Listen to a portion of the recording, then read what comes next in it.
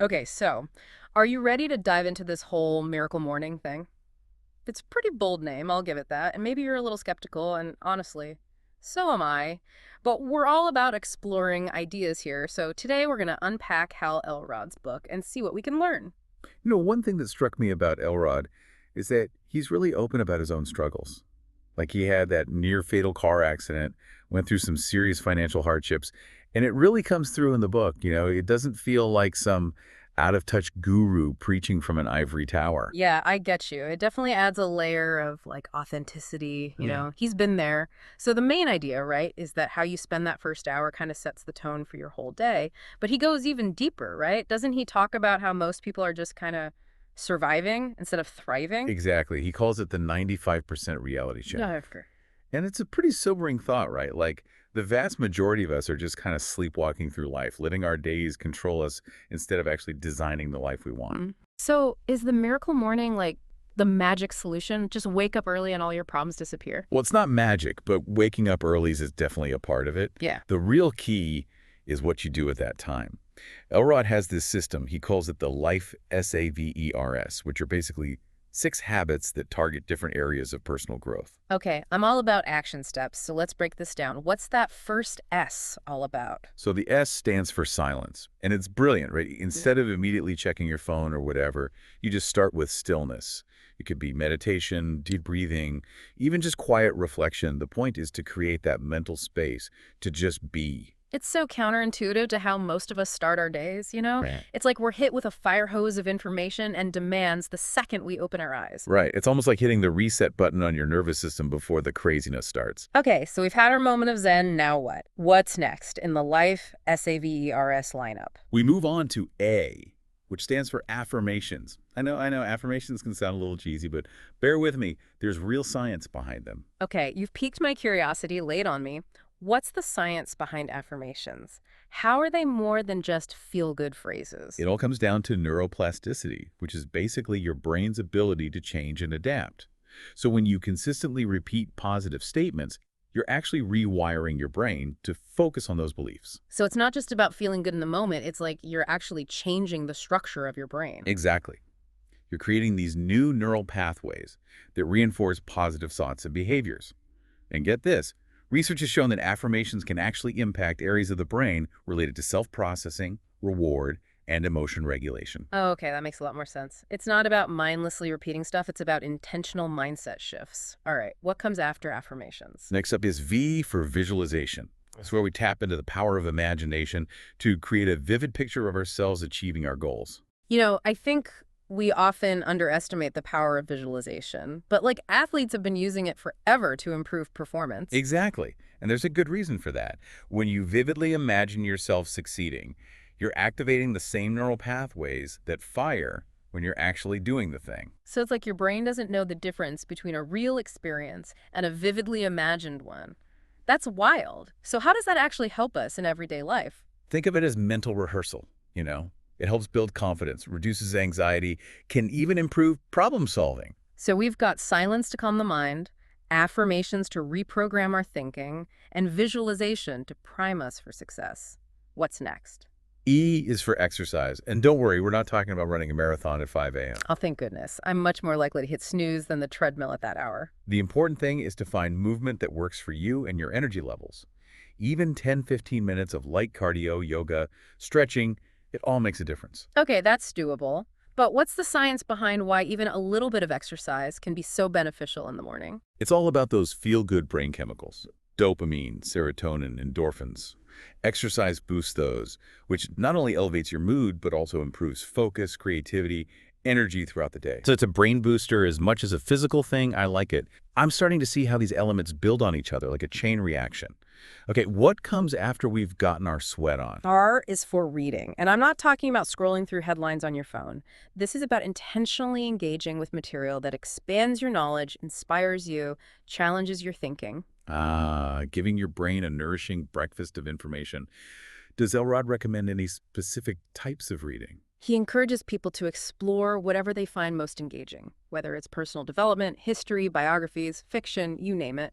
The key is to expose yourself to new ideas and perspectives. I like that it's like a mental gym for your brain. Yeah. And I've definitely found that even just 10, 15 minutes of reading in the morning can have a big impact over time. Absolutely. It's a powerful habit to cultivate. Okay, we've done silence, affirmations, visualization, exercise, and reading. We're on the last letter of our life. S-A-V-E-R-S. What's the final ingredient in this miracle morning recipe? It's S for scribing, which is basically a fancy way of saying journaling. Journaling. I always mean to do it more regularly, but what makes it so powerful, especially first thing in the morning? It's that dedicated time for self-reflection, Yeah. like a direct line to your subconscious. Hmm. When you get those thoughts and feelings out on paper, it can really help you gain clarity, see patterns, even uncover hidden beliefs that might be holding you back. Yeah, it makes sense to do it in the morning before the day's distractions take over, like a mental checkup before things get hectic. Exactly.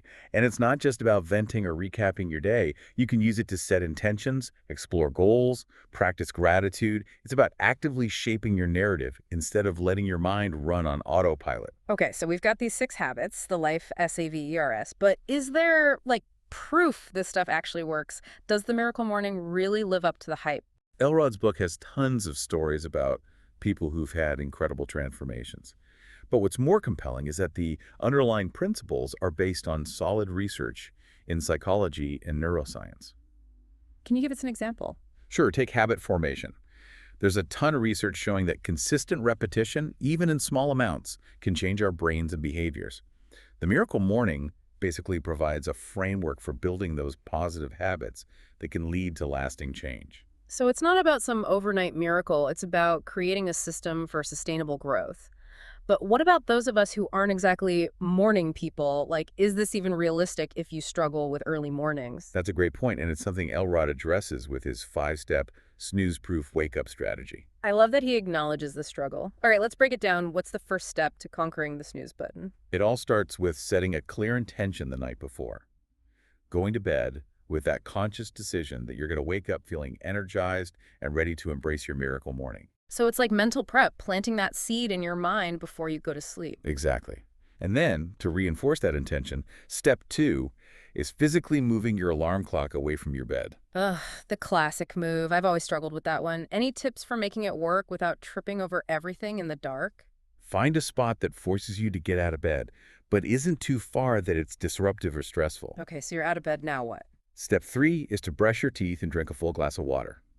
It helps signal to your body that it's time to wake up. Makes sense. Got to kickstart that metabolism, right? Plus, who doesn't love a fresh minty mouth? What's step 4? Step 4 is about getting dressed and moving your body, even just a little bit. A few minutes of yoga, a quick walk, some stretching, anything to get your blood flowing. It's like we were saying earlier, even a little exercise can make a big difference in your energy and mental clarity, priming yourself for the day. Exactly. And then the 5th and final step, the most crucial one, is to start with one of your life S-A-V-E-R-S activities. Okay, so you're building that momentum by diving right into a habit that sets a positive tone. But Elrod also talks about the importance of consistency, right? He calls it a 30-day challenge. Yeah, he does. And while 30 days might sound daunting, he breaks it down into phases, which makes it feel more manageable. He says the first 10 days are the toughest, the unbearable phase. I can believe that. It's that initial push against old habits when that voice in your head is begging you to just hit snooze. Any tips for getting through that rough patch? Focus on your why. Why are you doing this? What benefits are you hoping for? Right. Got to keep the bigger picture in mind, those long-term goals. Exactly. Then comes the uncomfortable phase, days 10 to 20. The routine is getting more familiar, but it still doesn't feel totally natural. It's like breaking in a new pair of shoes. They look good, but they're still a bit stiff. Perfect analogy. Yeah. And just like with those shoes, the key is to keep wearing them, keep practicing, even when it feels awkward. Okay, so we've survived the unbearable, navigated the uncomfortable. What's the final stage? The last 10 days, that's when things get exciting. It's the unstoppable phase. The habit is solidified, it's part of your routine, and you're really starting to feel the full benefits. Like hitting that runner's high when everything just clicks into place? Exactly. And once you're there, it's much harder to slip back into old habits. You've basically rewired your brain for success. It's amazing what consistent action can do over time.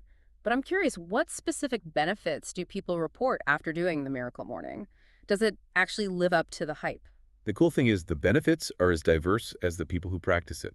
Some feel more energized and productive, others experience more calm and clarity. So it's not a one-size-fits-all thing. It's more about creating a personalized framework. Right? Exactly.